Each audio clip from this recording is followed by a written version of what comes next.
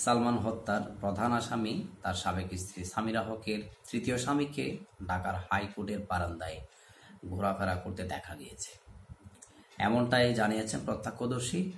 কারণ সামিরা হককে সালমান হত্যার প্রধান আসামি করে সালমানের মামা আলমগীর কুমকুম যে মামলাটি করেছেন, সেই মামলার প্রেক্ষিতে সামিরা হক সহ 11 জনকে এই মামলার এজাহারভুক্ত করা হয়েছে এবং এই এজাহারভুক্ত আসামিদের উপর বিদেশ থেকে নিষেধাজ্ঞা দিয়েছে কোর্ট এবং সেই সাথে ইমিগ্রেশনের কাছে চিঠি পাঠিয়েছে যারা দেশে আছেন তারা যেন দেশ ত্যাগ করতে না পারে। এবং সেই কারণে এখানে ইশতিয়াক আহমেদ, যিনি সামিরা হক কে তৃতীয় স্বামী, সেই তৃতীয় স্বামী তার পক্ষ হয়ে হাইকোর্টের যে তৃতীয় বিভাগ আছে সেখানে জামিন সংক্রান্ত বিষয়ের জন্য সেখানে গিয়েছেন বলে প্রত্যক্ষদর্শীরা সেটা বলেছেন।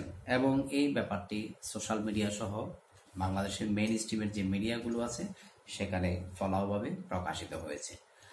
বলা হচ্ছে যেখানে সালমান শাহর সাবেক স্ত্রী সামিরা হক এই মামলার প্রধান আসামি, সেই প্রধান আসামির যে তৃতীয় স্বামী ইশতিয়াক, কে এই ইশতিয়াককে নিয়ে সামাজিক যোগাযোগের মাধ্যমে নানা ধরনের ঝড় উঠেছে, বিশেষ করে সামিরা হককে ঘিরে। সামিরা হকের যে বৈবাহিক স্ট্যাটাস এটা শুধুমাত্র সালমান শাহ বা ইশতিয়াক আহমেদের সাথে নয়, সেটা কিন্তু মাঝখানে আরও একজন আছে যার নাম সম্ভবত, আমি যদি ভুল না করি, মুস্তাক। এই মুহূর্তে আমার এই নামটাই স্মরণ আছে এবং সেখানে তার সংসারে সন্তান রয়েছে, এটাও জানা গেছে।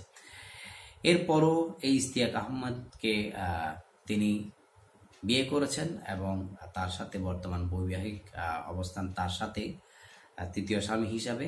এবং সেটা নিয়ে আলোচক বা সমালোচক যারা আছেন বা তার সালমান শাহ ফ্যান যারা আছেন তারা কিন্তু অনেক ধরনের কথাবার্তা সামাজিক যোগাযোগের মাধ্যমে ঝড় তুলেছেন এবং তার যে ব্যক্তিগত জীবন বা ব্যক্তিগত যে চরিত্রের জায়গা, সেই জায়গাটাকে নিয়েও কথা বলতে দেখা যাচ্ছে বা অনেকেই কথা বলেছেন।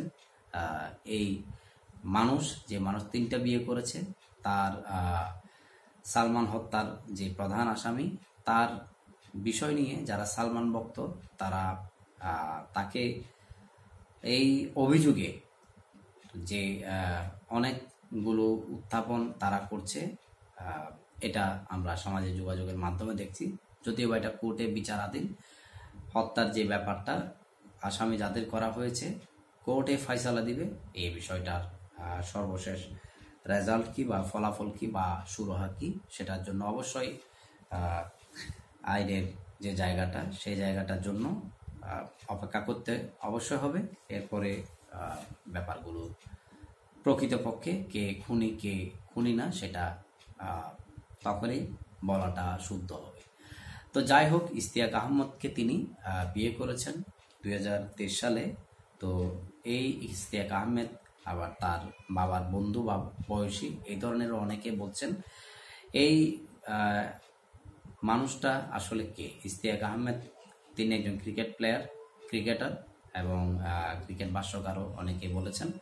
তো তারা বাংলাদেশে বাইরে থাকেন এবং সেখানে জীবনযাপন করেন। সম্ভবত সামিরা বাংলাদেশে আছেন বা বাংলাদেশে থাকার ফলে তার যে জামিনের ব্যাপারটা, আগাম জামিনের জন্য তার তৃতীয় স্বামী ইশতিয়াক আহমেদ তিনি কোর্টের বারান্দায় গিয়েছেন, এমনটাই ধারণা করা হচ্ছে আগাম জামিনের জন্য। যদিও বা শোনা গেছে যে তার আগাম জামিনের একটা ব্যাপার জনিত বিষয়ে সেখানে তাকে দেখা গেছে। হতে পারে তার স্ত্রীর হয়ে তিনি সেখানে আগাম জামিনের জন্য গিয়েছেন। তো এই ইশতিয়াক সাহেব একজন ক্রিকেটার এবং সালমান শাহর সাবেক স্ত্রী সামিরা হকের তৃতীয় স্বামী।